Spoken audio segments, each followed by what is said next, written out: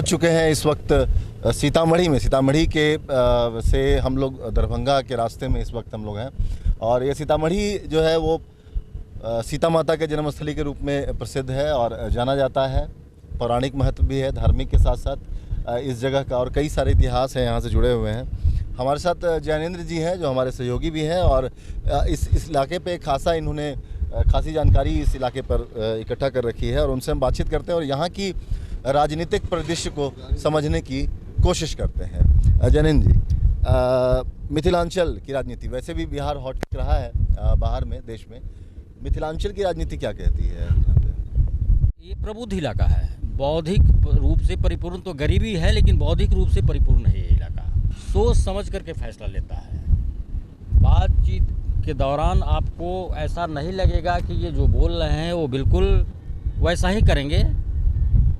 अंदर से काफ़ी मजबूत हैं और अंदर की बात जल्दी अपनी बातों को जल्दी साझा खुले रूप में नहीं करेंगे, लेकिन फैसले लेते हैं, ठोक बजा कर फैसला लेते हैं। गरीबी बहुत ज़्यादा है, बावजूद ये जो देख रहे हैं घनी आबादी बढ़ती जा रही है, ये 15 वर्षों की देन है। ये दूर दूर तक आपको रास्ते में कहीं घर नज़र नहीं आते थे, कहीं कंस्ट्रक्शन इंफ्रास्ट्रक्चर का काम तो मिलता ही नहीं। ये देखिए, आप सीतामढ़ी से चले हैं, देखिए रास्ते कितनी सुंदर सड़कें हैं, साफ सुथरी सड़कें हैं। कुल मिला जुला के चलिए विकास हुआ है पिछले कुछ सालों में यहाँ पे। अब हम धीरे धीरे इलाकों में चलेंगे और लोगों को जानने की, समझने की कोशिश करेंगे। कुछ राजनीतिक बातें भी होंगी, आपसे भी गुफ्तगू होंगी और कुछ लोगों से भी हम बात करेंगे, यहाँ के स्थानीय लोगों से।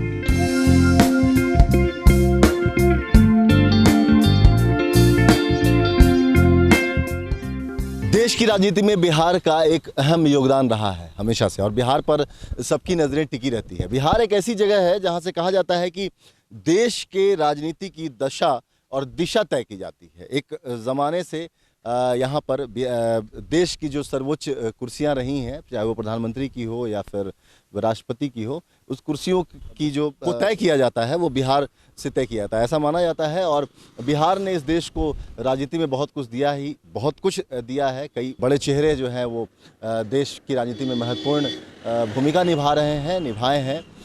ऐसे में बिहार की जनता क्या कहती है? उत्तर बिहार जो है उसके कई ज़िले ऐसे हैं जो काफ़ी महत्वपूर्ण है, और वहाँ की जनता क्या कहती है और जनता का मिजाज कैसा है? इस बार जो लोकसभा चुनाव 2019 हो रहा है, 17वीं लोकसभा के लिए, इसमें जनता का मिजाज उत्तर बिहार के प्रमुख ज़िलों का कैसा है? क्योंकि ये ज़िले ऐसे हैं जिस पर सबकी नज़रें टिकी होती हैं, काफ़ी महत्वपूर्ण ज़िला है, और जहाँ ऐसे महत्वपूर्ण ज़िले हैं जहाँ पर कई केंद्रीय मंत्री चुनाव लड़ रहे हैं, तो प्रधानमंत्री इन ऐसी कई जगहों पर लगातार सभा कर रहे हैं, वोटरों को रिझाने की कोशिश कर रहे हैं। तो हम चलेंगे उत्तर बिहार के कुछ ऐसे ही ज़िलों में और वहाँ के प्रत्याशियों से तो बात करेंगे, साथ ही आम लोगों का मन और मिजाज भांपने की कोशिश भी करेंगे। चलते हैं।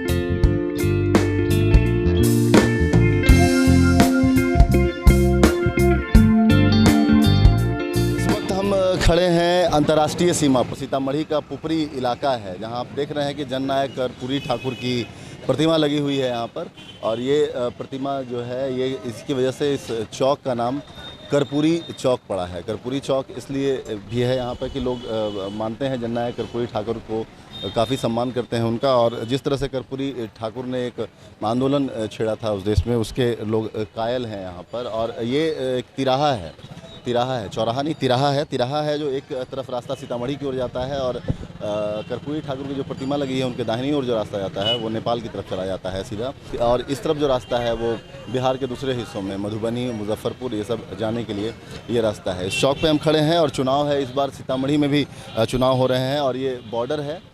सीतामढ़ी वैसे तो काफ़ी हॉट केक भी कह सकते हैं इसको, कि ये जगह जाना जाता है, बीजेपी का गढ़ के रूप में भी जाना जाता है यहाँ पर, और सीता माता के जन्मस्थली के रूप में भी इस जगह को, जानकी धाम के रूप में भी यह जगह जो है वो काफ़ी मशहूर है। बज्जिका वैसे सीतामढ़ी की भाषा है, लेकिन राजकाज में यहाँ हिंदी और उर्दू का, यहाँ चूँकि बहुत तायत संख्या में मुस्लिम भी हैं, तो उर्दू का इस्तेमाल ज़्यादा होता है। लोगों से जानने की कोशिश करते हैं, लोगों से समझने की कोशिश करते हैं कि इस बार जो चुनाव हो रहे हैं उसमें सीतामढ़ी के जो लोग हैं और यहाँ पुपरी के जो लोग हैं उनके मुद्दे क्या होंगे इस बार चुनाव में। चुनाव हो रहे हैं फिर एक बार, क्या इस बार मुद्दे आप लोगों के हैं चुनाव से पहले जो है कल लाइट लगा, यहाँ कुछ विकासी नाम का चीज़ नहीं है।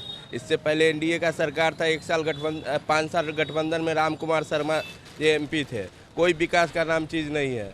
इस बार हम लोग नोटा पे वोट देंगे, कोई नेता पसंद नहीं हमें। नोटा पर वोट देंगे, मैंने वोट विरोध कर रहे हैं लोग क्या विकास, और स्वाभाविक सी बात है कि लोग चाहते हैं कि उनके क्षेत्र का विकास हो। बहुत सारी मूलभूत समस्याएं हैं वो दूर होनी चाहिए, जिसको लेकर वोट है। कुछ व्यवसायी भी हमारे साथ हैं, हम उनसे बात करते हैं। सर, इस बार चुनाव फिर हो रहे हैं, इस बार क्या मुद्दा रहेगा आपका वोट करने का? मुद्दा हम लोग को विकास का मुद्दा है भाई। हम लोग विकास चाहते हैं और सुख सुविधा, पानी, बिजली, रोड, इसी का मुद्दा हम लोग के लिए है। समस्याएं क्या है यहाँ की?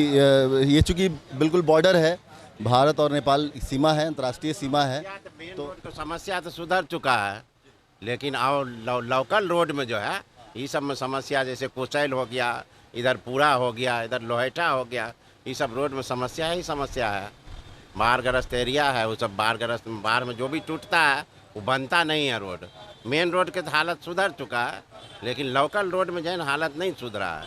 लेकिन विकास और डेवलपमेंट, इन सब चीज़ों को लेकर ये कह रहे हैं। आप आइए, आप बताइए क्या क्या यहाँ पे समस्या है? ऊपरी सीतामढ़ी जिला के संसदीय क्षेत्र वाला और विधायक सुरसंड विधानसभा का MP विधायक सब मरा हुआ है। न कहीं रोड है, न पानी है, न बिजली है, कहीं कुछ है ही नहीं।